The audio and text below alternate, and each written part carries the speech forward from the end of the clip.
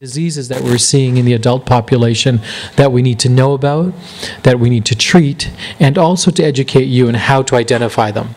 So the first speaker that will be speaking is Camille Wasowich, and she will be focusing on a great topic, and you'll see the title up here, Looking at the Bone Disease Above the Age of 10.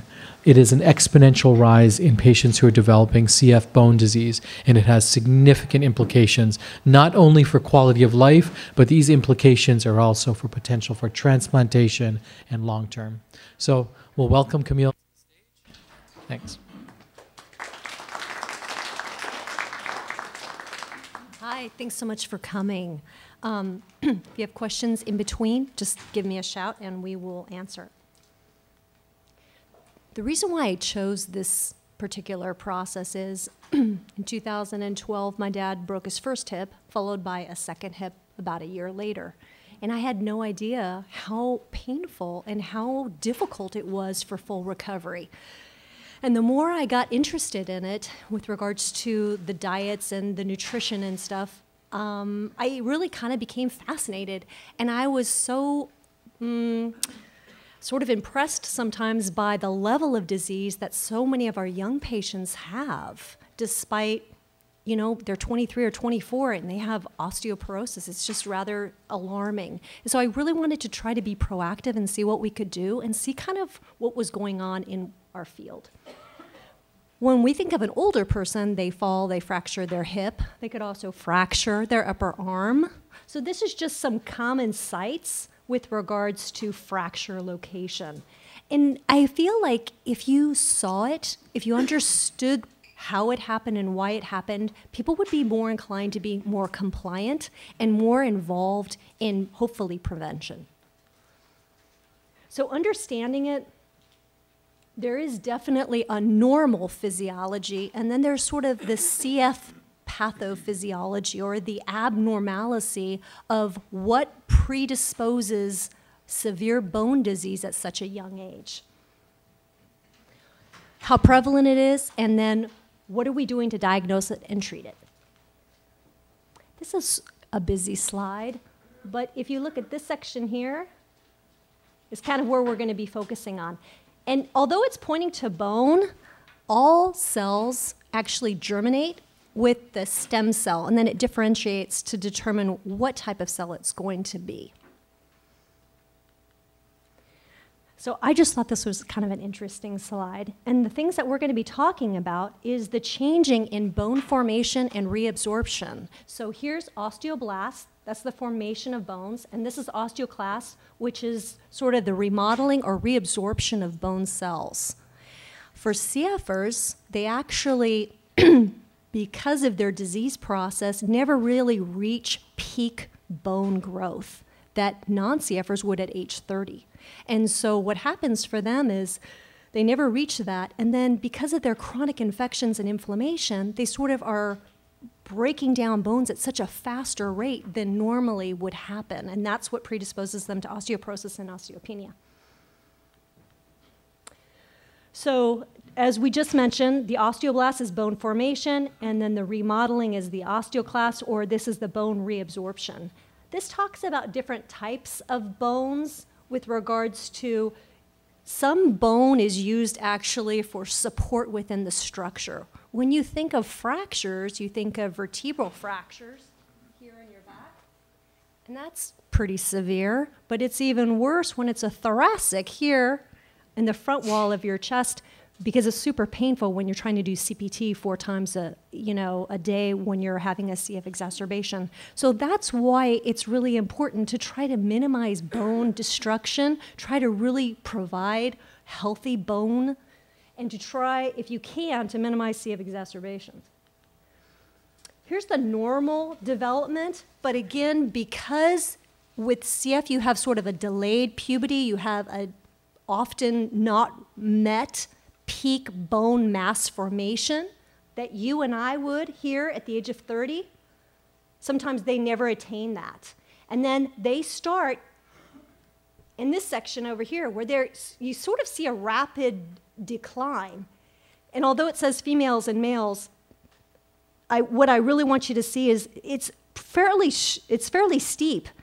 But when we look at menopausal women, and that's what we're looking at with regards to the bone changes on CFers in their 20s and 30s. We're looking at postmenopausal women in their 60s and 70s and 80s. I mean, there's a huge difference in the disease process of the CFer and the non-CFer.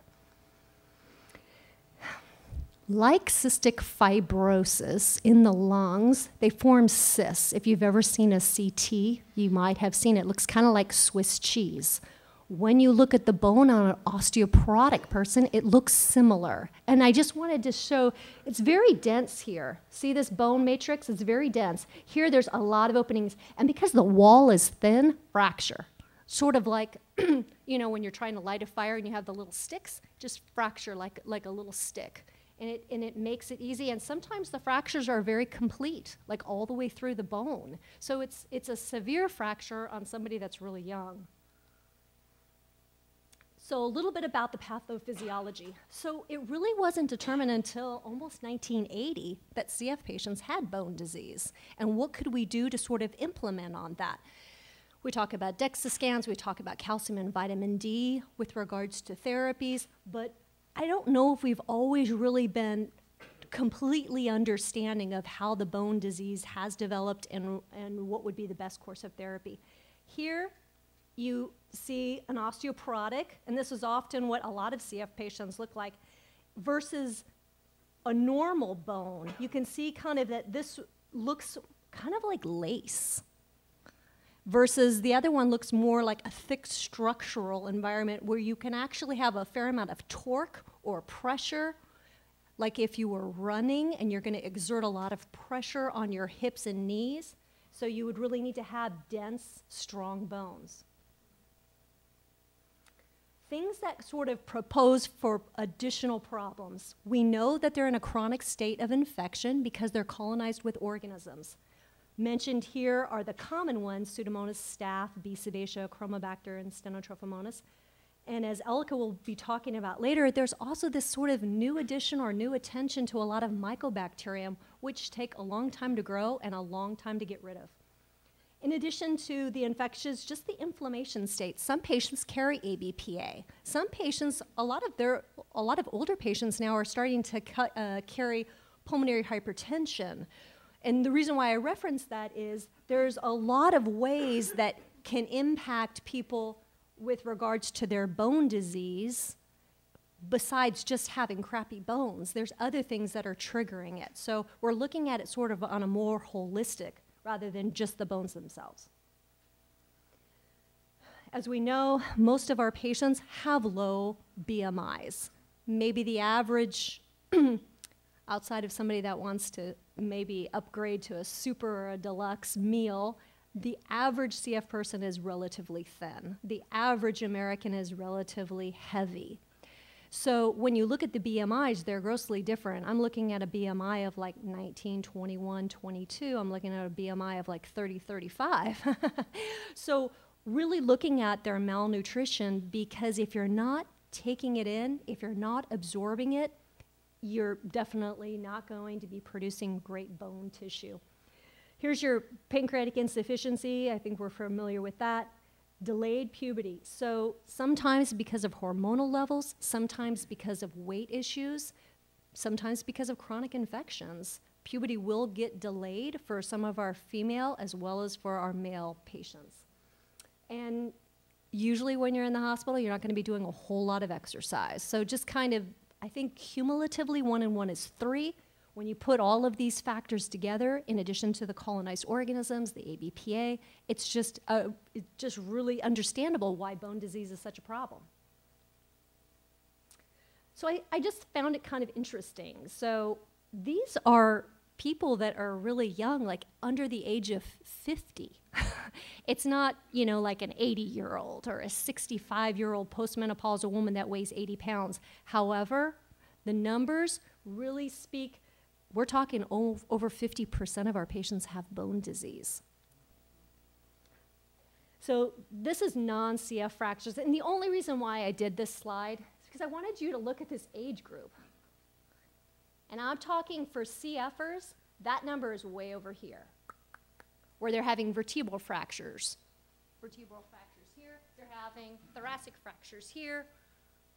They don't usually have forearm fractures. I have 2 patients, and I'm not sure if that was related to bone disease, and typically not hip fractures. The reason why you care about the vertebral fractures, the thoracic fractures, is because CPT is done on the chest wall, and it just makes it super painful. So besides having CF, which is complicated in itself, there's so many other things you could get. You could get cancer, you could have high blood pressure, you could have leukemia. These are secondary developments or related causes for developing osteoporosis.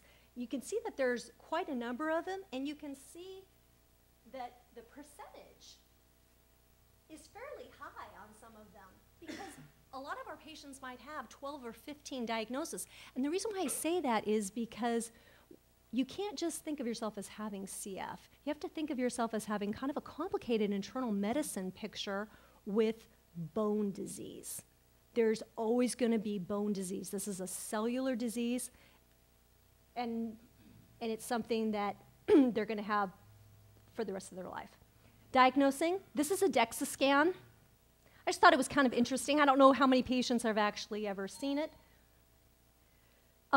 You can diagnose based on DEXA scan, and that's where you look at the T-score, Z-score. The same. If it's in a pediatric, we usually reference one over the other, but in the adult, T-score, Z-score is the same. We look at some labs as well. This is what, if nobody's ever had a bone density scan, this is what it looks like. These are the results, the normal and the osteopenia, osteoporosis. Again, just some DEXA scan results. I don't have time to go through all of this. Definitely does not look like a CF patient, though.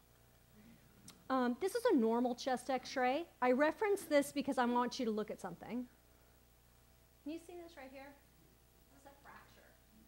So the ribs are like this. So this is a pretty severe fracture. Probably the person may or may not have to have some surgical intervention. They may or may not necessarily have to have a chest tube. It doesn't look like at this time, but that's the biggest problem with fractures is sometimes you do require to have a chest tube, which is super painful. Can you see this picture here? See these arrows here? This is an MRI with regards to vertebral fractures. I don't know if you can see those lines. This is kind of a complex fracture. This is on lumbar. Why do I care? Because it's really hard to stand up. It's really hard to do CPT when you have a lower fracture. You got to remember that the reason why there's curves, just like a boat for weight distribution, the reason why there's curves for your spine is to really help you to be able to stand up straight and be able to do good pulmonary toilet. Because if you're not opening your lungs fully, not only are you going to have problems with pneumonia, but you're also going to have problems with pain, with probably CO2 retention.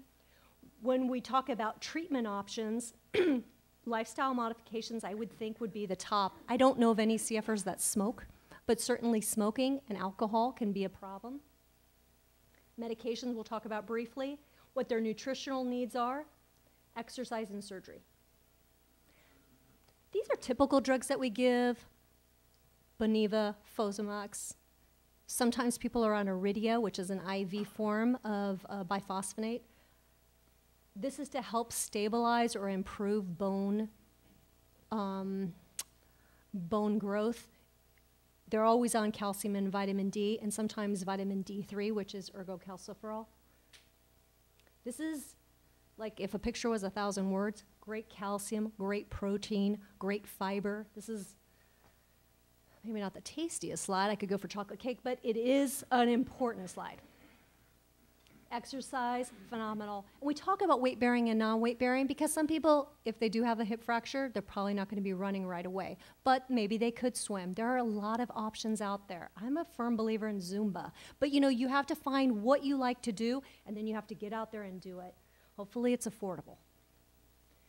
Surgery options, you can tell over here, I don't know if you can, this person's getting caged for a fracture in their probably thoracic, maybe their lower lumbar area. And these are various femur fractures. I just thought it was interesting. And just trying to decrease the risk. I think taking your meds, I think getting regular bone density scans, again, not too expensive, it's painful, it's an outpatient procedure. Really trying to do exercise. I don't think the bottom is a problem for us. Okay, is this cool? It's kind of like the girl team. All right, any questions? Thank you.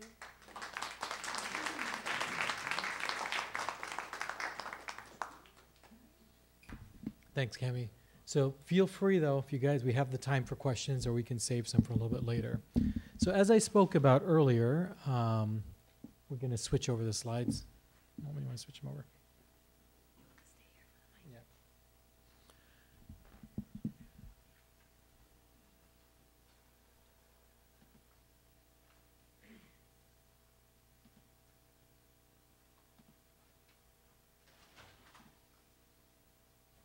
As I spoke about earlier, we talked about the increasing incidence of other diseases. And we talk about the common things, but I think it's important to see some things that have been rising across the nation. We hear a lot about the Pseudomonas species. We've talked a lot about staph and MRSA, some fancier things. You hear Stenotrophomonas for those of you who are family members with these bugs, and we're trying to treat them. We're trying to eradicate them. And there are definitely studies that have looked at Pseudomonas, or particularly the mucoid form, that have talked about the higher mortality in patients with CF who have these bugs. But now it's time to really talk about the other bugs that we see that are posing big challenges. We're going to be talking about a couple bugs here. Elika will be speaking. These are the non-tuberculous species, or the non-tuberculous Mycobacterium. So we have all heard about TB. These drugs are part of that TB family. Sorry, these organisms are part of that TB family, but it's not TB. And Elika is going to talk about the importance of these other organisms and really why it's a challenge and how to identify it and how do we treat it, and talk about the dilemmas behind that. So we'll welcome Elika.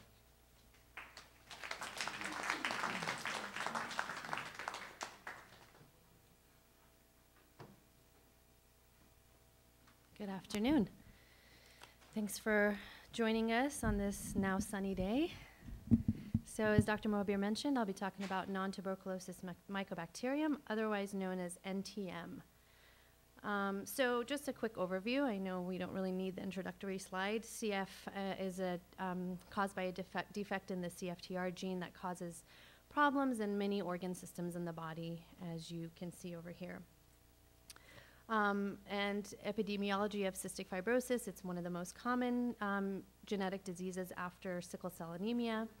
30,000 persons in the US and 70,000 worldwide. These are approximate and probably growing by about 1,000 new cases per year.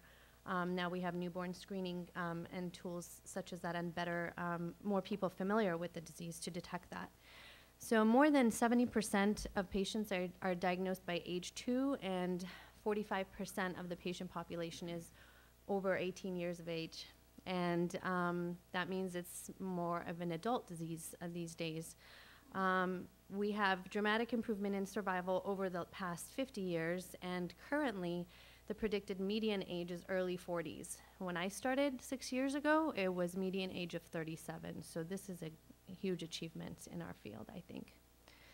So with this growing age, we see many of the older microorganisms, or bugs as we'll call them, Burkholderia, Stenotrophomonas, and Achromobacter.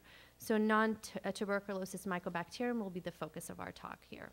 So what are mycobacteria anyway? If you look up on Google and look up images, you'll see these small rod-shaped bacilli is the pathological shape or phrase for them. And as Dr. Mohabir mentioned, there are 3 large classes. So M. tuberculosis complex, that causes TB. M. leprae, which causes Hansen's disease or leprosy. And then NTM. So other words for NTM that are out there are environmental bacteria, because they are very common in soil and water. Atypical mycobacteria, and mycobacteria other than TB, or MOT. So here's a slide, a picture of what NTM looks like under a microscope. And this is what it looks like on a petri dish when we send one of the samples that we send as an AFB culture, and you might have heard us talk about that term AFB. And this is, I believe, I can't remember which species it is. So some of the, this is a short list of hundreds of species that are identified, and the ones of interest are highlighted in red, and we'll talk about a couple of them in detail coming up. So we kind of want to classify them in CF.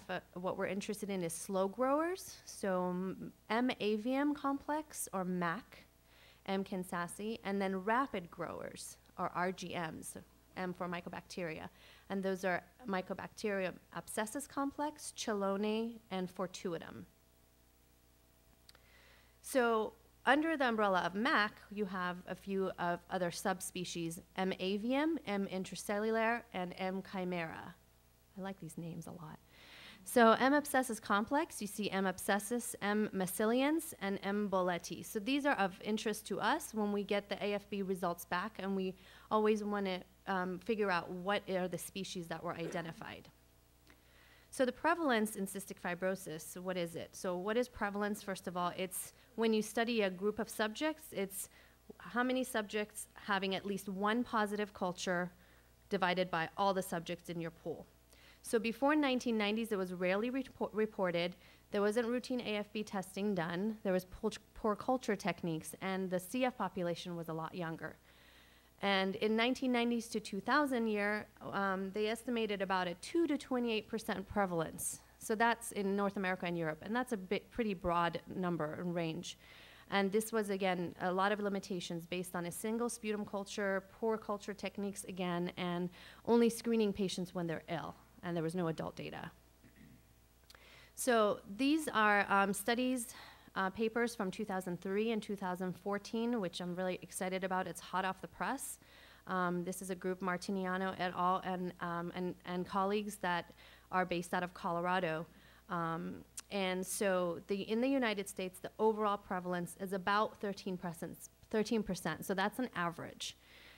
Most commonly, we see MAC, then M. abscessus, about quarter, of the population, and then M. abscessus and MAC together, 2%, and then the other species less frequently.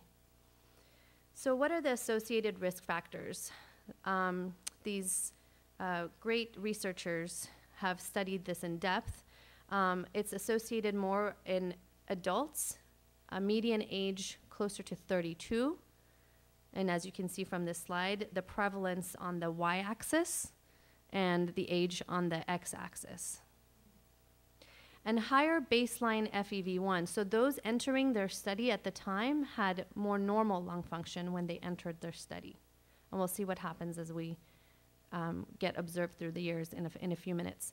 So lower frequency of Pseudomonas found in these patients, and higher frequency of Staph aureus, and also co-infection with other bugs such as Stenotrophomonas and Aspergillus.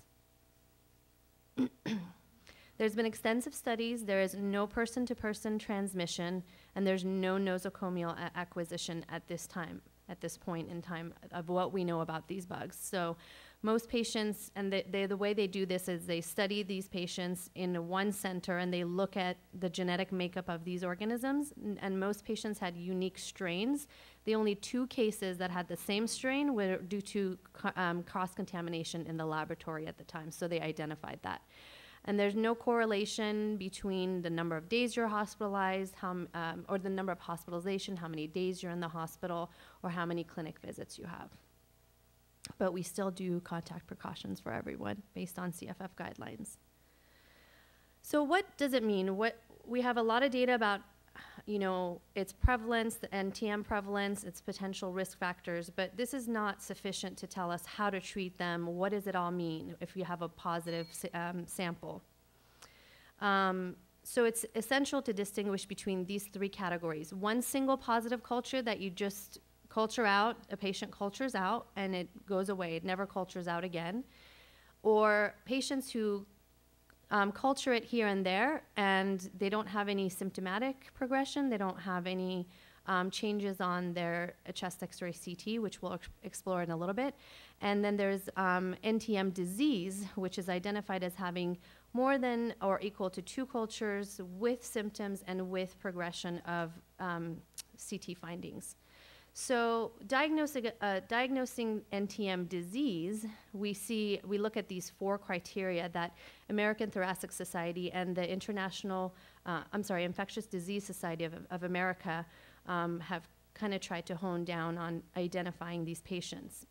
So symptoms in cystic fibrosis is difficult because what is it? Cough, hemoptysis. A lot of patients, well, most of our patients have cough, and some of our patients have hemoptysis. So how do we know it's not from their regular Pseudomonas staph species and other bugs? And how do we know it's from their NTM disease if they're culturing it?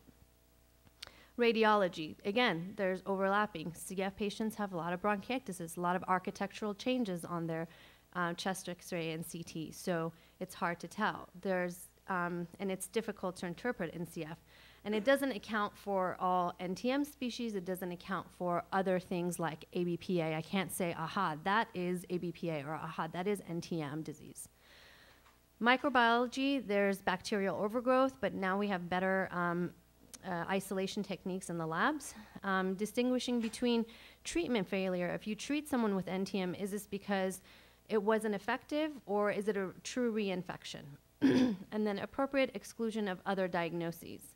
And this appropriate exclusion of other diagnoses is talking about in the non-CF population, but I'll show you what I mean when it comes to CF, what we look at. So this great new study, hot off the press, Martiniano and colleagues, they looked at what this all means. So single recurrent infections, 61.5% of the patients showed no significant difference in decline of their FEV1. So no significant change in how much their FEV1 changed before or after, 1 year before and 3 years after their first culture of NTM. So that's the majority of their patients in their center didn't progress and didn't require treatment for their NTM after a first positive culture. The active disease group, the ones that grew 2 but didn't have symptoms and didn't have changes of CT, about 38.5% of them had lower baseline FEV1 at the first positive culture, and in the first year before they actually cultured that, they had a 5.8% decline in their FEV1. So it's kind of a warning sign for us to look out for. And 3 years after, they had continued decline in their FEV1. They did not see any link to gender, age, use of Zithromax, their genotype, or co-infection with other CF pathogens. And here's a graphical illustration of what that looks like. The active patients are the red line, and you see that 0 marks the first positive culture, and before that you already see a decline, and it continues to trend downwards. So this is a picture of a chest X-ray. How do I do the laser here? The green button, thank you. So this area is pointing to the mycobacterial disease, and the CT is more illustrative. You have this honeycomb look. It's a lot of cysts, and it's a lot more progressed than what we see in a CF bronchiectasis picture. This is what an airway looks like with a lot of mucus around it. And here's another thing to look for, are nodules, and that's what they're pointing at, are the nodules. So how do we tell from the CT and chest X-rays? How do we know, how can we interpret this data?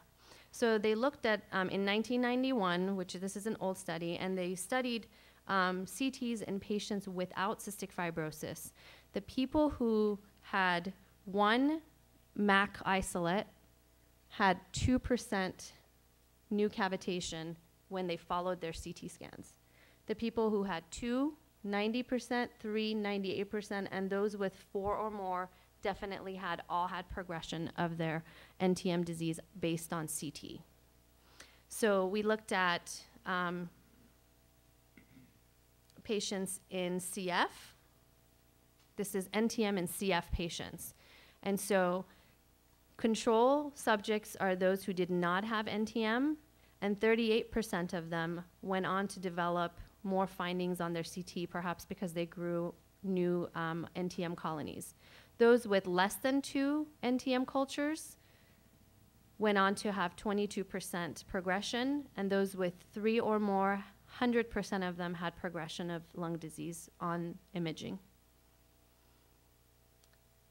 So microbiology, what does it all mean? Initial MAC isolate, if you grow one MAC isolate, you have a 24% chance that you're going to grow a second one. And what these colleagues showed is that the second one was usually Mycobacterium abscessus. So they're kind of flipping between the two organisms.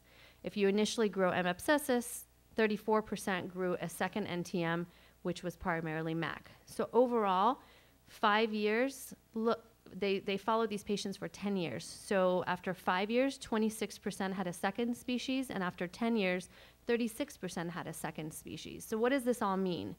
It means it's probable, and it's more than a probable. It's an occasional occurrence in CF, and what we have to do is we have to have surveillance techniques in place at CF centers across the country and across the world to monitor the disease in patients that grow these bugs.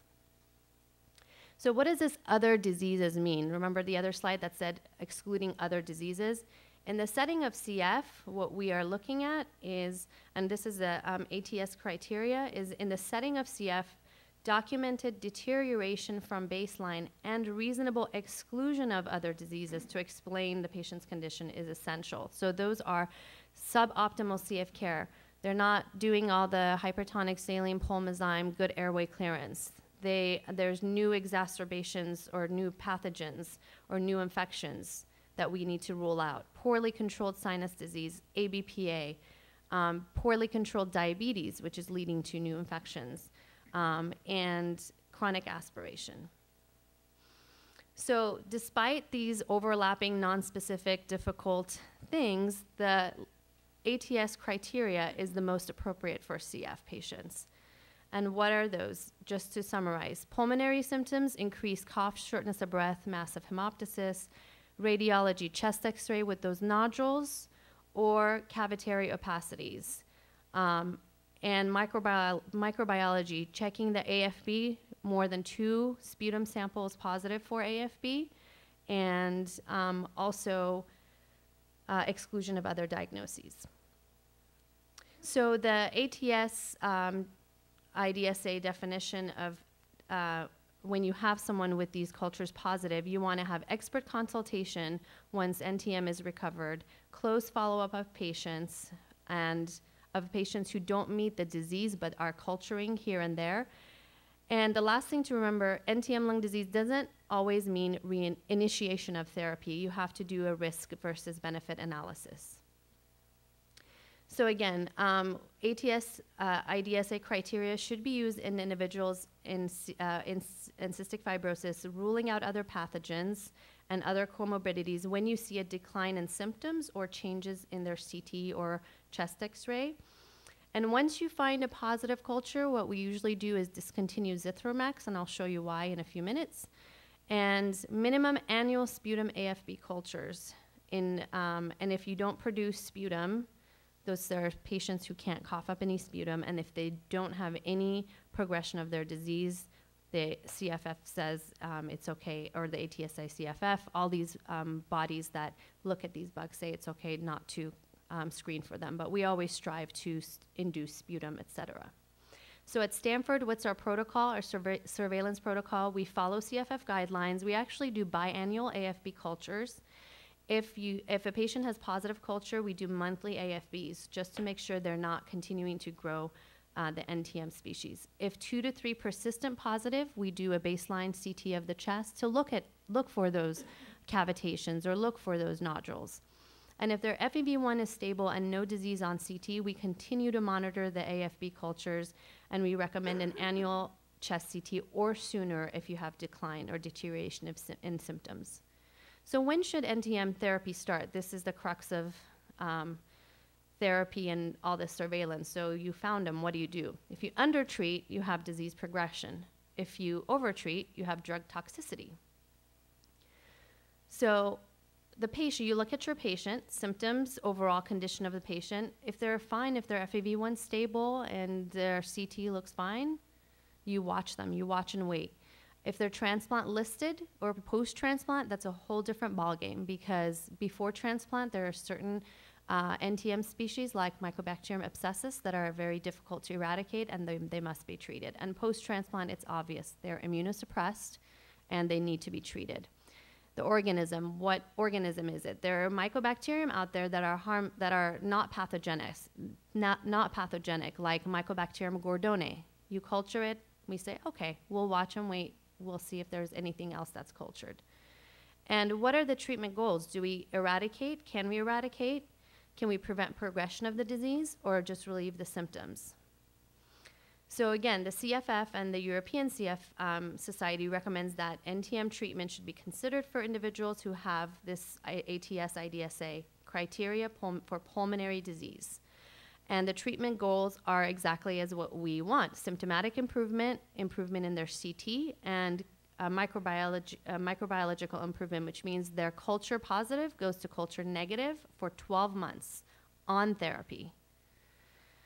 And these Martiniano and colleagues in Colorado did this study where they looked at subjects that were treated and 18 months after their first NTM culture. And they treated with various inhaled, IV, and oral agents.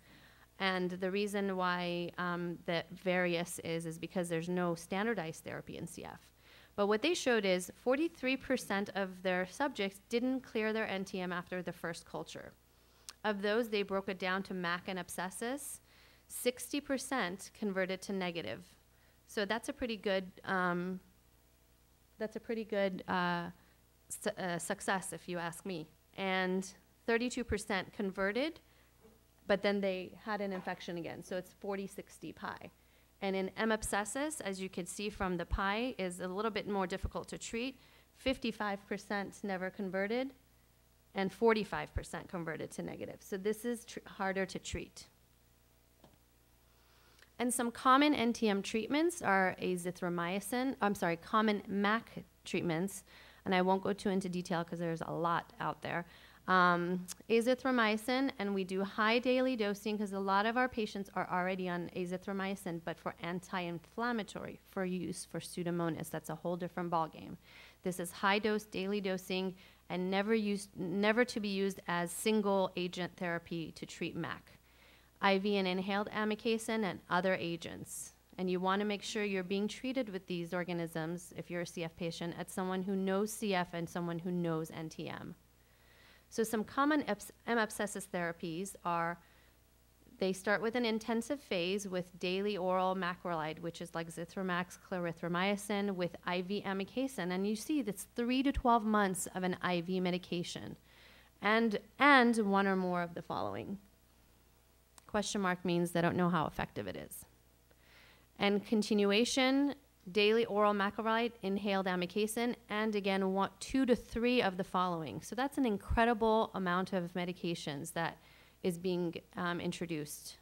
So this is guided but not dictated by susceptibility results, which means that if you have resistant patterns on your microbiology culture report, it doesn't mean that you shouldn't treat with these drugs, because these bugs don't, they show resistance on plate, but inside the body, the drugs work differently. So this is just a brief overlook of all these drugs and their toxicities. So as with any medication, they're not without side effects. A lot of them are GI side effects, nausea, vomiting, which is never pleasant. And some of them include visual disturbances, hearing loss and hearing impairment, very high with amikacin, renal or kidney impairment, very high. And that's why when you're on these drugs, we require monthly to Q6 month to every year surveillance, like going to the eye doctor, getting labs as frequently as once a week in the beginning to once a month for the duration that patients are on this. So as you can see, the management of NTM in CF patients is very complex and very difficult. So when a patient has this NTM disease, according to the ATS criteria, we really have to weigh the risks and benefits of when we're going to start treatment. But there is a lot more that we need to know. So we need validated CF-specific diagnostic criteria. Right now, we're formulating these diagnostic criteria based on non-CF recommendations. And we have a lot of our colleagues in the CF world working on this. Standardized treatment protocols. Right now, again, we're treating based on non-CF lung disease and hoping that it works. Understanding the NTM species, how do they behave? This is a fairly new field for us. And maybe some standard antimicrobial or antibiotic agents.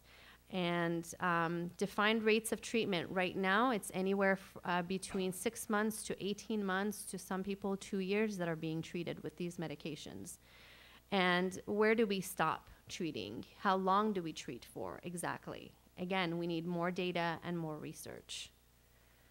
So thank you very much, and I'll open the floor to questions.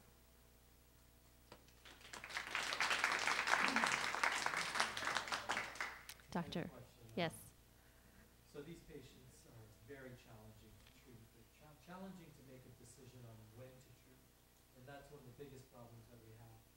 We do know that patients with Mycobacterium abscessus, these rapid growers, are very problematic for transplant patients. In fact, many centers across the United States and worldwide will not transplant a patient who has the rapid growing non-TB. So, Elika, what are your thoughts on these patients who have the first time identification of the organism, CAT scan is stable, symptoms are stable? Should we attempt to just get rid of it or eradicate, as we've attempted with Pseudomonas patients or staph patients? Or do we just accept that we know it will probably always be positive? That's a great question. I'll repeat it for the camera. So Dr. Mohabir mentioned those patients with Mycobacterium abscessus and it being a contraindication to lung transplantation. And in the event that we have such a patient that is stable and doesn't have any symptoms and doesn't have any CT changes, do we attempt to eradicate? And what we usually do at our center is look at the overall picture again, and also with, especially with the lung function. So if you have a patient that has a lung FEV1 of 90% to 100%, and they're growing Mycobacterium abscessus, you think about it, but you also think, well, how close are they to the transplant window? And we have our transplant colleagues who work closely with us, and we do consult them on a regular basis on these matters. And that's the question. How far away are they from the transplant window? And is it, again, risk versus benefit? Would it be beneficial for them to go through this prolonged therapy, possibly have side effects such as renal insufficiency or kidney failure, which is huge deal post-transplant, because post-transplant you have medications that will affect your kidneys, and Dr. Patel will be talking about this shortly. So again, it's a risk versus benefit. If there's someone who are closer, let's say FEV1 is in the 40-50% range, the consensus among our group is that we should attempt to eradicate it, because they're closer to that transplant window than someone with a lung function of 90%, 100%, and that they're not having disease per CT. And I think to overemphasize, it's a discussion. You have a student, you know they're not going to do it, they're not going to participate in 2 years of therapy, we talk about it. So it's just opening up the field for discussion. All right, thank you. Any other questions? Thanks.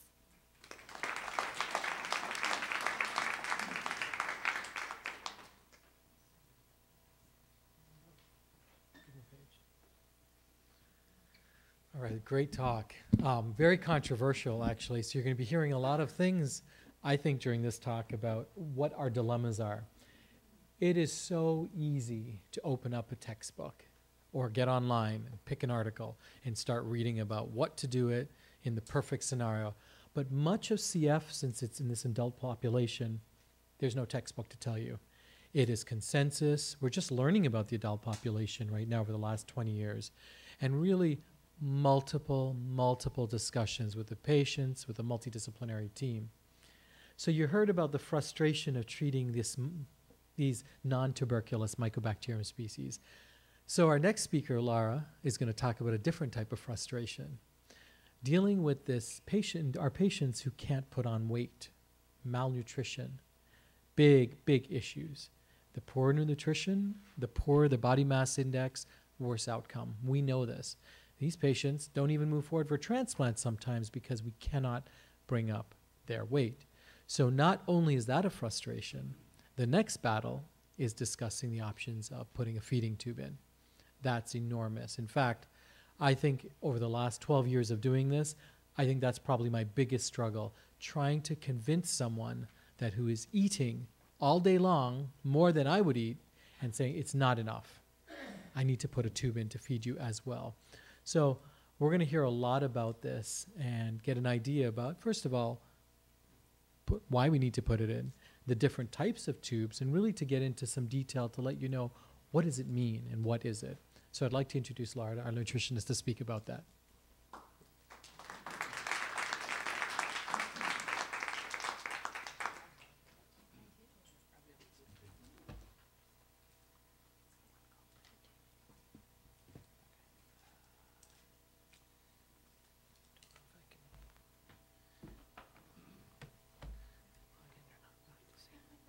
My slides in on time, so they're on a different laptop. I would just like it known. That's why they're in your booklets.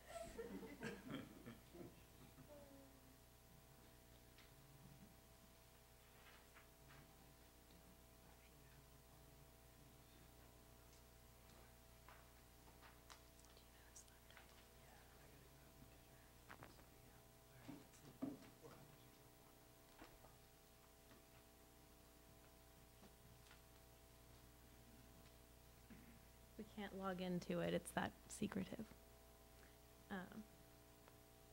Anyways, my name's Lara. I'm the adult CF dietitian.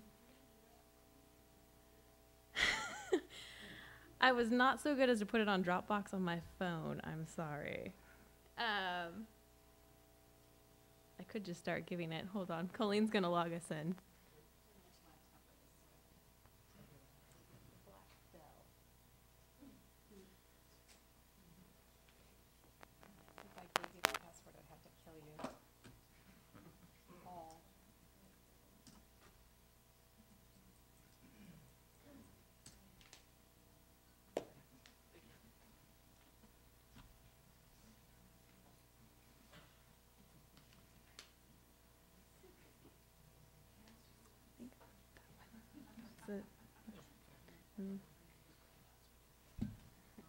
Just a quick announcement to everyone that you should have evaluation forms.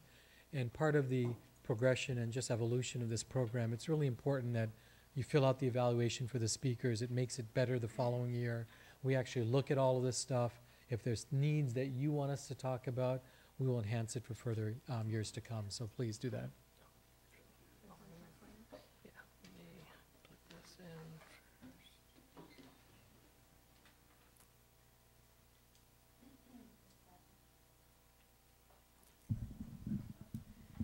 Process of changing my name.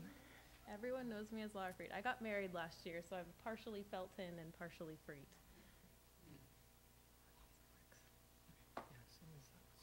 Done installing. You can still use the laser pointer. I just want to advance your slides till that's done. You can use this to advance the slides. Okay. There we go. Now it says it's ready. All right. So I'm going to be talking with everyone about nutrition support. The title of my talk is Put a Tube in It. So if anyone is a Portlandia watcher, it's a play off of that. So I am the adult CF dietitian. Most of you know me from the CF Center. And what I'm going to talk about today is sort of the role of nutrition support and looking at, just in general, what are the nutrition goals for adult CF patients? What are the challenges you guys face? What is the role of nutrition support, particularly tube feeds? It's often used as sort of a threat and a scary option, but it can be a very supportive part of your CF care. The different types of nutrition support, and then sort of the success and challenges afterwards.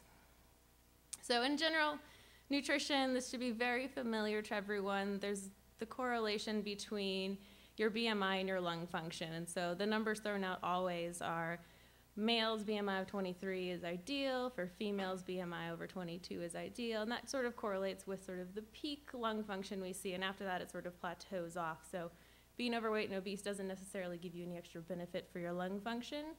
But being underweight can hurt your lung function. And so the goal BMI ranges for CF Foundation really just puts you guys in the middle of the desired BMI range for the average adult. So 18 to 25, 22, 23, right towards the top end of that range. So it's just a healthy weight that we want you to help you achieve. And going along with that is helping support muscle mass. With chronic illness and frequent exacerbations and kind of the challenges that go along with it, your body has a hard time preserving the muscle mass, let alone any sort of fat mass, which is why a lot of CFers are on the skinnier side.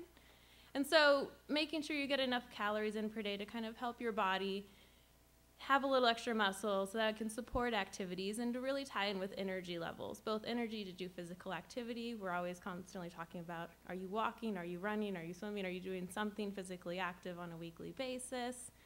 If it's Camie, are you doing Zumba? And then maintaining energy levels in terms of just calories and protein, because really what it comes down to is you just need to eat enough calories to keep the weight on.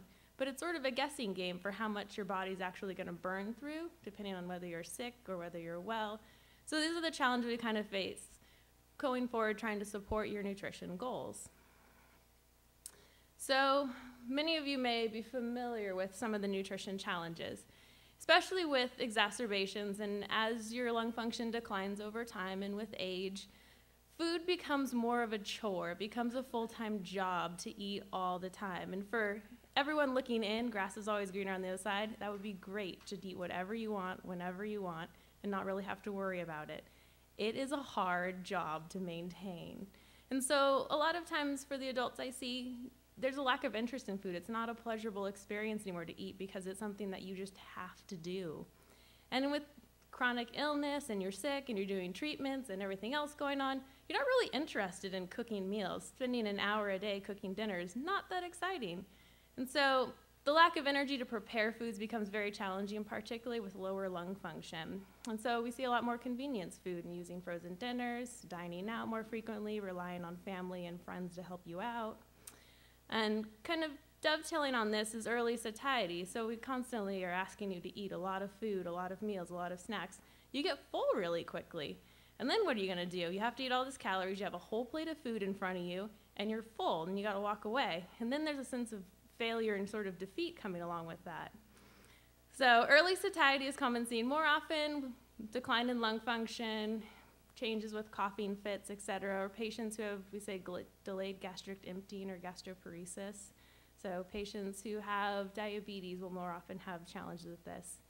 And kind of how to adjust eating patterns to manage it.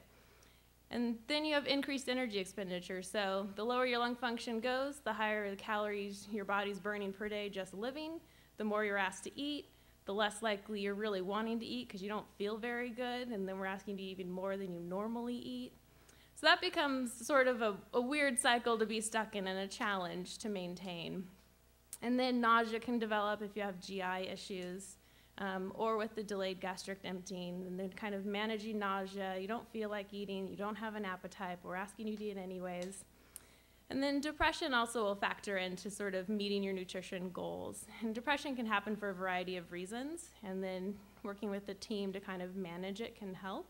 But it definitely can impact sort of eating and just general motivation on a day-to-day basis. And then, in the adult world, we like to remind you, don't forget about your blood sugars and your GI issues. So we do glucose tolerance tests every year. We're going to look for impaired glucose tolerance or diabetes.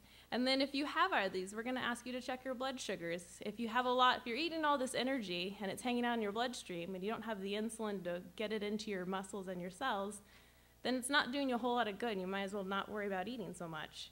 So we need to make sure that we're checking your blood sugars, you're taking insulin if you need to, and then working on the GI issues. If you have constipation issues, we see it a lot more often for adults, and kind of managing that along with kind of eating and enzymes and staying hydrated. It gets to be a very complicated process.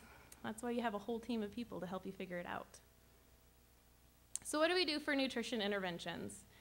And the bullets sort of walk through our team's thought process for what to do. So first, if you're kind of challenged with gaining weight or maintaining your weight, we're going to look at adjusting your diet and your eating patterns, adding more snacks in, changing the composition of your food that you're eating, kind of figuring out how to tweak what you're currently doing to help you meet your needs. If you're still continuing to kind of struggle to meet your goals, then we'll talk about supplements. Do you need to drink milkshakes daily or make smoothies, the role of Ensure or Boost supplements, and see if those help achieve what you're trying, your nutrition goals and your weight.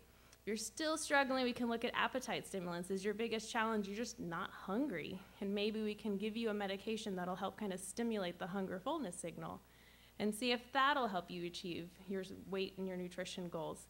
And if you fail sort of the top three, for our team's process, now's the time to start discussing, maybe do we need to consider a feeding tube? We've tried every other option. You're doing everything right. You're doing everything you can. We just can't physically get enough calories in your body in a day to help you gain weight. And it's not a failure on your part. It's not a failure on our part. It's just the nature of the disease. And so this is when we would discuss nutrition support. I added the last wear oxygen if needed, mainly because if your body is busy trying to get oxygenated blood to other organs and it's working hard and you aren't wearing your oxygen as you're supposed to, it's going to be really hard to maintain weight. So usually oxygen also helps along with insulin. But for our thought process, for when to discuss a feeding tube, we work through the top three things. And then if you've really tried and failed at the top three, we have another option. It's not an attractive option, but it can definitely help. And that brings us to sort of the meat of the topic, nutrition support. So there's two different types, enteral and parenteral. So enteral is known as tube feeds, most commonly used. Parenteral nutrition is IV nutrition, most often used in the hospital setting if we need it. But we're always going to use your gut if it works. It's a great organ. We want to keep it as healthy as possible, and there's no reason not to use it if it works. And our goal is basically to help you achieve your calorie goals that you need through an alternate route if needed. So we'll explore tube feeds. Briefly touching, because we do get questions in clinic about, it sort of looks like a cocktail in a bag, but it's not. We get questions about, well, can I just do IV nutrition? I have a Metaport, or I'm in the hospital, I already have a central line, can't you just run some IV nutrition? And it doesn't work quite that way. We would prefer to use your gut, and we need to use generally your line access for antibiotics and hydration, et cetera. But there are different types of parenteral nutrition that I'm going to briefly touch on. So there's PPN, or peripheral parenteral nutrition, that goes through a peripheral line. It's very temporary. We usually do it for 5 to 7 days if we absolutely need to. Not very commonly used in CF or in the general population, to be honest. And then TPN runs through a central line, and it's a way for us to give macronutrients. So we can give you carbohydrates in the form of dextrose, protein in the form of amino acids, and lipids. And we'll run it through a central line if we, for some reason, cannot use your GI tract. This is when we would consider TPM. IV lipids are sometimes used, often cycled overnight in different centers. There isn't a whole lot of evidence to support using it for calorie purposes. I mean, it is, in sort of the intuitive level, we're running fat that has high dense calories that should help gain weight. And usually we may see a couple of pounds of weight gain, but as soon as we discharge you from the hospital, we can't send you home with IV lipids. The weight comes right back off again. So it's not a very sustainable choice for us, so we tend not to do it. And IV lipids can be pro-inflammatory, so we prefer not to do it when someone's actively infected and has an inflammatory process going on. So that's sort of parenteral nutrition. We'll use it if we need to, but not our #1 route choice. So then enteral nutrition, this is where we'll tend to discuss with you. And there's two sort of placement routes. Nasal and then percutaneous. So we can actually place a tube up your nose, down your throat, and into various parts on your GI tract. So sort of a rough sketch of a man. But nasogastric is the purple tube. Purple dotted line goes up the nose, down, and ends in your stomach. So this one, you may see videos online of like CF patients placing their own nasogastric tubes every night. We don't do it a lot at the center. There's a concern of it getting in the right spot and sort of tolerance with that. So other centers do it. You can see YouTube videos about it. We don't recommend it at our center, and we don't practice it, but we will in the hospital if need to. The nurses can place it at bedside, and then we can do an x-ray, confirm it's in the right spot, and it's not in your lungs or anywhere else, and then we can use it that way.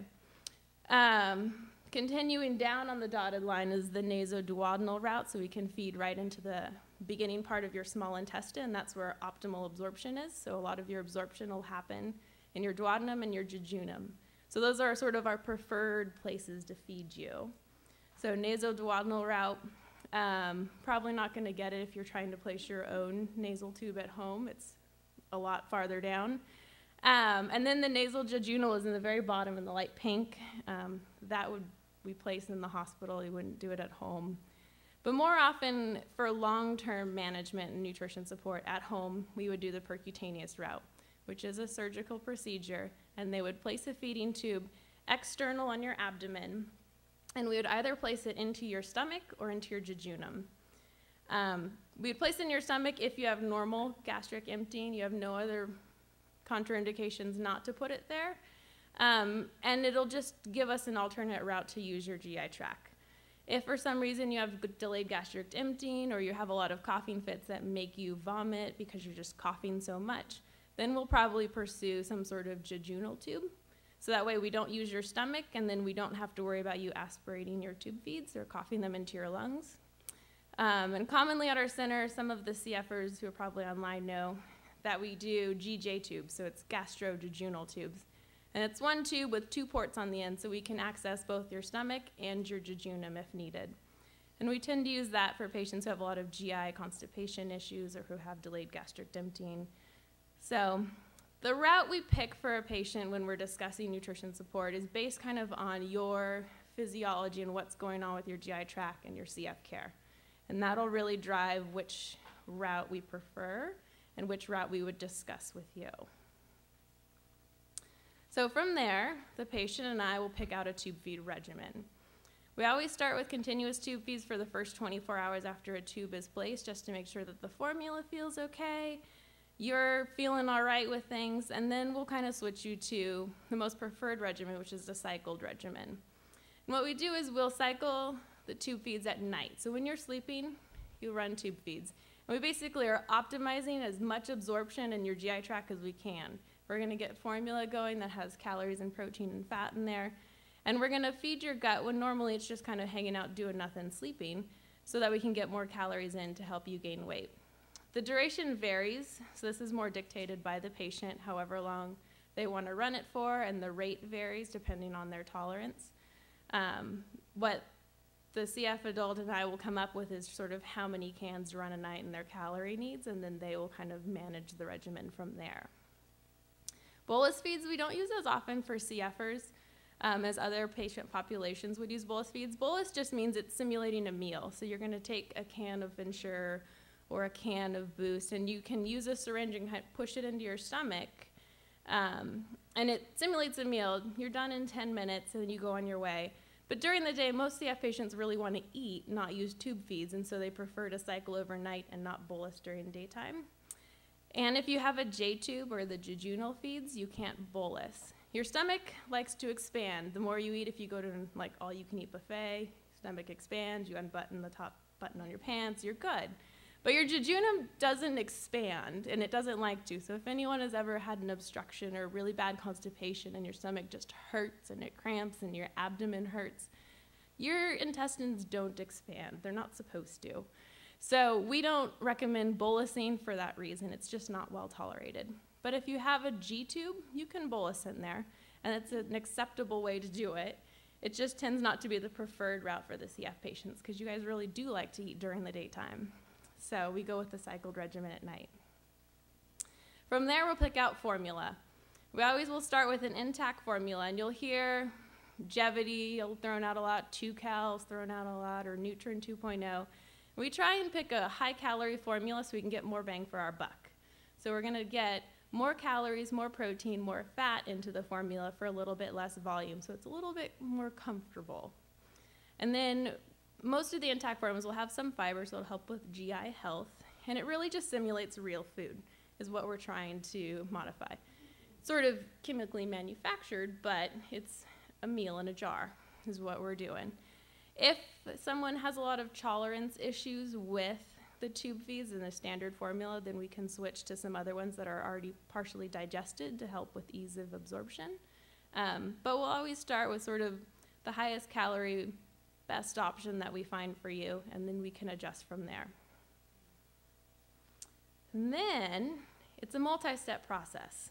We do medication management. So myself and the CF patient will figure out how many enzymes you'll need to cover your tube feeds. Depending on which regimen we pick for you that works for your schedule and life, whether it's a cycled feed or a bolus feed, you may need to take a lot more enzymes, a few more enzymes, et cetera. And then we need to work out insulin coverage. If you're a diabetic, you need to take extra insulin. So we'll sort all of that out between our team and the endocrine team if needed.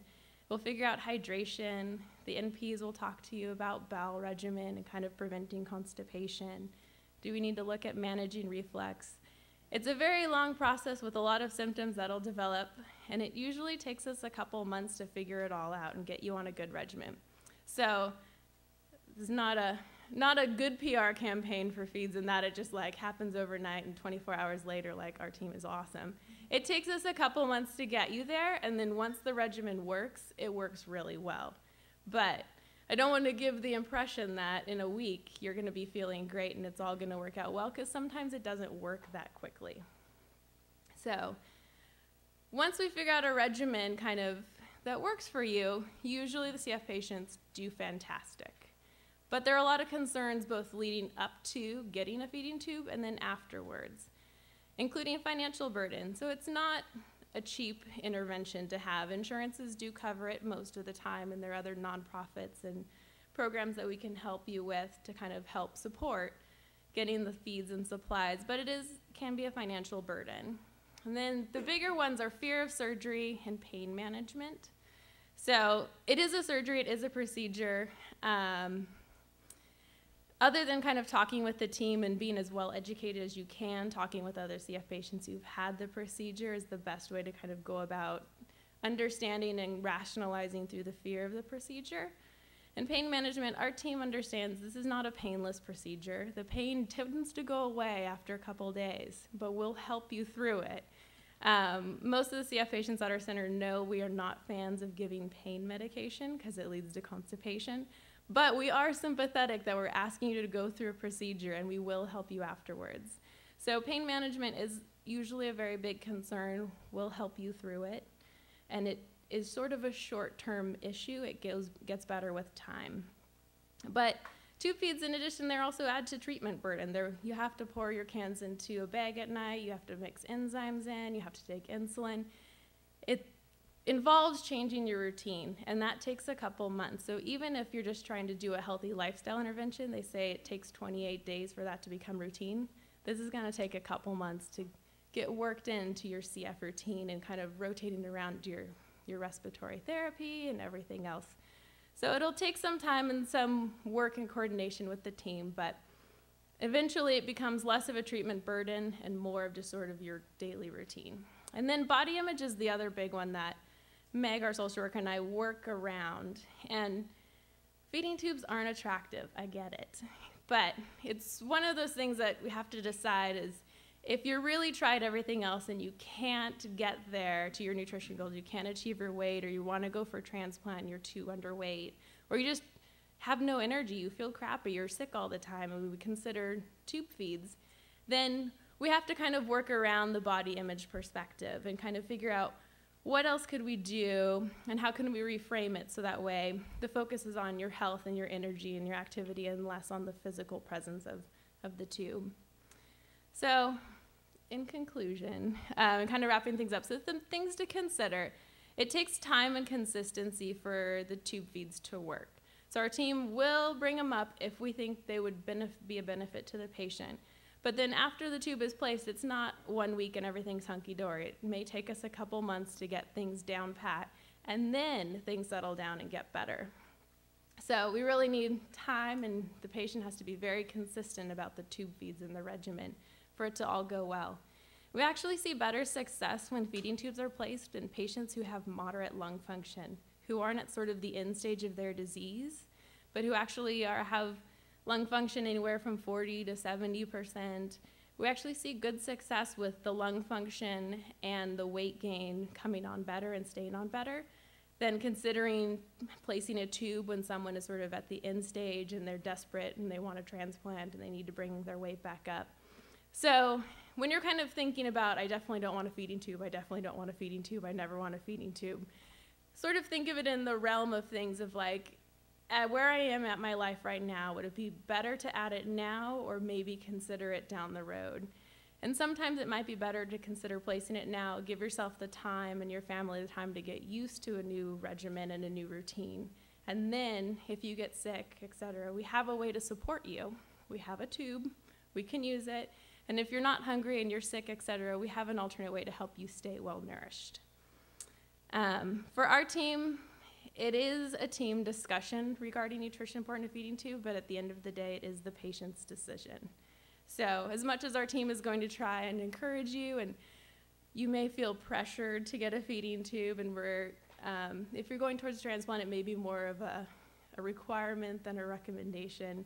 It is a discussion, it is your decision, and we will discuss it probably earlier than you're comfortable with, but just kind of understand that at the end of the day, it is the patient's decision. And then the final small weigh-in is we now have been transitioning all of our patients who get feeding tubes to buttons. So this is a small apple, and then the button is about 3 inches or so in length. The top little portion that looks like a rectangle sort of, that's what appears on the top of the skin. So in the world of feeding tubes, we've come a long way, and we now have low-profile buttons. It's not as cute as a belly button piercing. There's no hiding that fact, but it's a lot better than it used to be like 4 years ago. And so we do have slightly more attractive options for the long-term management. So that was the end of my marketing campaign for a low-profile button. I'm open to questions. Yeah. So I actually had a button for, I want to say 6 or 7 years. And I actually remember it wasn't low profile and the way it is now, but it actually leaked a lot. And I'm just wondering if that's been improved on as well in the last 4 years. So the question from a current CF patient at our center is she had a low profile button for about 6 years. When did you get it out? Oh my gosh, 1994. Okay.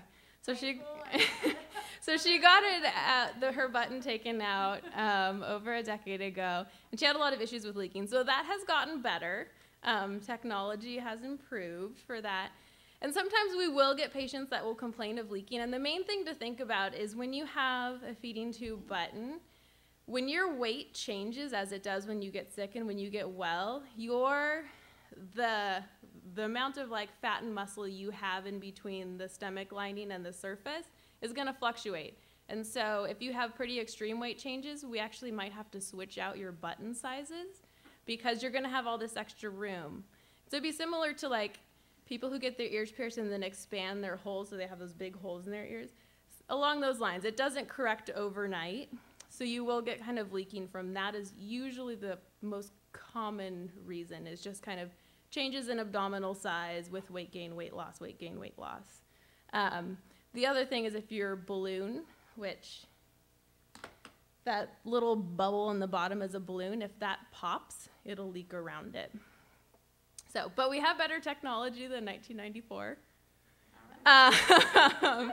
So we don't encounter so much. Most often it's just when the CFers gain weight with the tube feeds, we need to size up your buttons because they'll complain more often that it's just tight. It feels really tight, it feels really pinched in, and that's a good thing because you're gaining weight. We just need to size up your button. In case you want another button. I am kind of like that. Any other questions? Yeah. Lara, can you comment for the group, who puts these in? Who do you recommend? So Dr. Mohabir asked who puts the tubes in. So at our center, we consult the interventional radiology team and they place them. So or at other centers, gastroenterologists can place them or general surgeons. So we do consult another team, they place it. For our center, it's a 23-hour sort of stay. You'll come in. We ask you to do a PFT to make sure you're healthy enough for it. The NP and the doctor will decide, yep, you're good to go. You go to your appointment with interventional radiology. They'll place it, and then we'll keep you in the hospital. And we'll make sure we have our stuff down right. Then beforehand, we send a prescription to a home health agency. Myself and the patient have figured out the formula, the regimen. We have it all worked out with the enzymes. So when you come in, an agency already knows you're getting a feeding tube placed. They have your order. They're going to ship you your supplies. And then our team will help you figure out, depending on where your button is on your stomach, if it's higher up in your abdomen, vesting's going to be really uncomfortable for the next couple weeks. So our team will talk with you about manual CPT or G5 or different ways to do your respiratory therapy that's not going to be that painful or uncomfortable. And then when you're safe and your pain is well managed, we send you back home. And then you come and see us, or you call me all the time, and I'm open to that. Any other questions?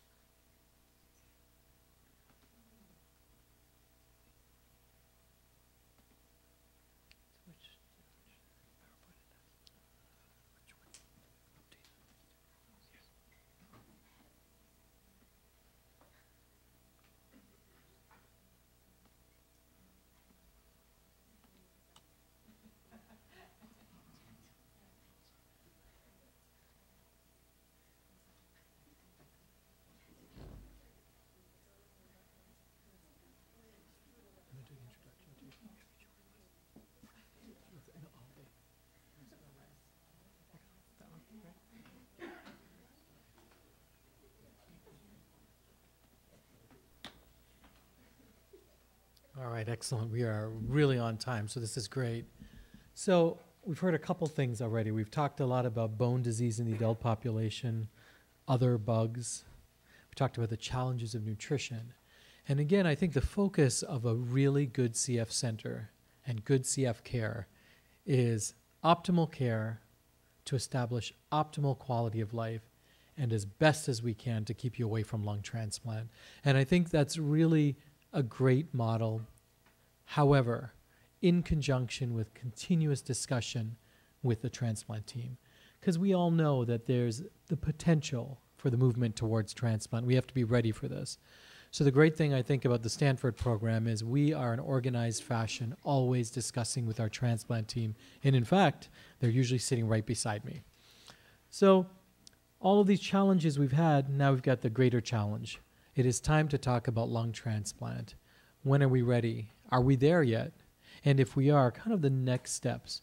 So the next speaker is a great speaker. It's Dr. Kapil Patel, and he'll actually focus on the updates of lung transplantation specifically for the CF patients, and to get an idea of hopefully something we won't need, but if we need it, we're ready to deal with it. So we'll welcome Dr. Patel.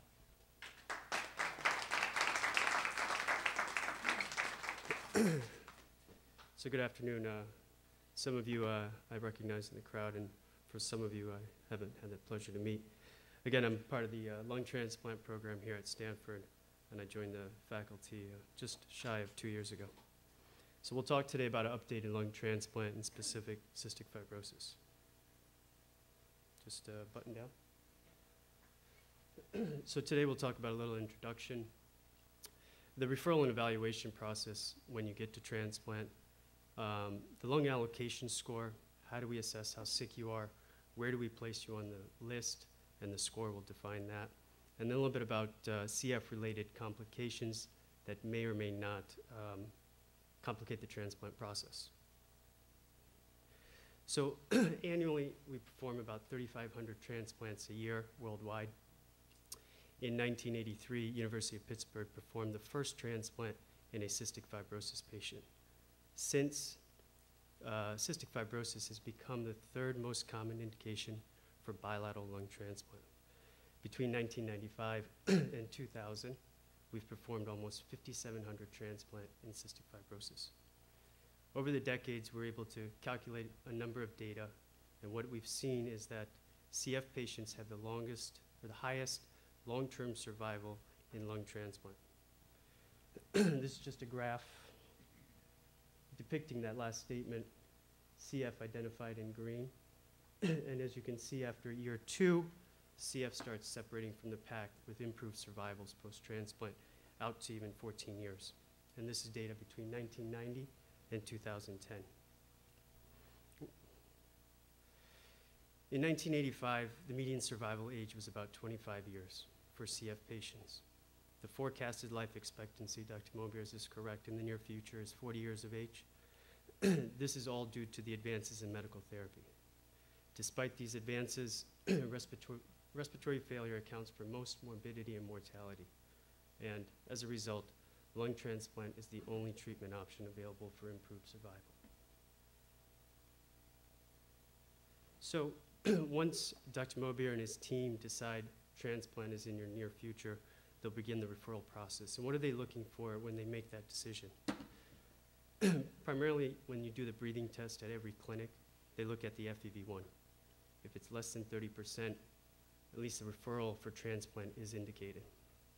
Or on the other hand, if your FEV1 remains greater than 30% in association with rapidly deteriorating respiratory function, and this is defined as increasing frequency of exacerbation requiring IV antibiotic therapy and hospitalizations, recurrent massive hemoptysis despite intervention, or refractory or recurrent pneumothoraces, alluding to the fact that the disease is progressing and complications are occurring. And pneumothorax, for those of you who may not know, is collapse of the lung requiring a tube to help reinflate the lung. So CF is a complex disease, and as a result, assessing the appropriate timing for lung transplant referral and for transplant itself is a continual challenge for both CF and transplant physicians. Now remember, these are just guidelines. It is extremely difficult to place any one patient in a particular category. You're ready for transplant, you're not. So it's an ongoing assessment between, again, CF physicians and transplant physicians. When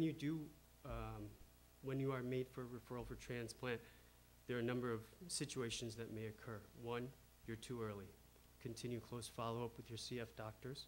Or two, you're within the window, and let's proceed with listing. And then the extreme end of the spectrum, in unfortunate cases, some patients may present too sick. And that's far and few, but certainly happens. And we'll talk about that. So once you've been referred for transplant, what do we do during the process? Basically, we want to answer one major question. Is the only organ not working are your lungs? The last thing we want to do is put you through an exhaustive evaluation, a surgery, and find out that there are other organs not functioning well that could lead to complications in the post-transplant period. So we look at chest x-ray, simple x-ray, assessing the size of your lungs. If you're on the list, when we accept organs, we want to make sure that the size fits. Scan of your lungs, a CT. This helps us and our surgical colleagues to expect, hopefully not, but to be prepared if there are complications, complicating factors that may lead to a longer surgery. For example, as the disease progresses, some of the lungs adhere to the chest wall, leading to difficult explant. We look at breathing tests you perform on a bi-monthly or, every 2-month visit to the clinic. We also look at a 6-minute walk test. This test helps us evaluate your functional status. How far can you walk? Are you functionally capable of rehabbing? And in addition, are you ready for oxygen? Is your disease progressed to the point where you need supplemental oxygen therapy around the clock? The next organ we look at is your heart. Has the disease in your lungs affected your heart? Is there elevated pressures in your heart as a result? And that's basically identified by a picture called echocardiogram. The place a probe on your chest and they look at the pressures in your heart. If there is evidence of high blood pressure in your in your lungs, we'll further evaluate with a cardiac catheterization to better measure those pressures. Next, your kidney function. In addition to blood work, we'll have you collect urine for 24 hours. After analysis or submission to the lab, they'll calculate what we call creatinine clearance. Is your kidneys clearing the toxins they need to clear? With regards to infection, primarily the organisms that are harbored in your lungs, we'll also rule out other complicating factors. Hardly ever do we identify HIV as a first time in the transplant, but we want to rule it out. Hepatitis, liver problems. And secondly, Epstein-Barr virus and cytomegalovirus. It's a common virus we all harbor, but certainly as transplant physicians, we'd like to know about these viruses so it can help in your post-transplant care with prophylactic antibiotics. Your GI tract. Laura gave a great talk about your GI tract, but we perform CT scans of the abdomen and pelvis, primarily ruling out any other complicating factors. Looking at the liver, is there evidence of CF-related liver disease? We look at evidence of reflux disease. A lot of our CF patients have symptoms, but we want to assess how severe if you do have reflux, and do we need to act upon it post-transplant. And then lastly, psychosocial evaluation. Two things we want to identify here, in addition to a few other things, but mainly, one, do you have the social support to go through a major surgery like this? Do you have family, friends who can help care for you after surgery? And secondly, most importantly, is it compliance? We'd like to know that before you go into transplant, have you been compliant with your CF doctor's care? Because if compliance is an issue, post-transplant will certainly become even more complicated than it needs to be, certainly affecting the outcomes. So we want to make sure those two factors are evaluated for.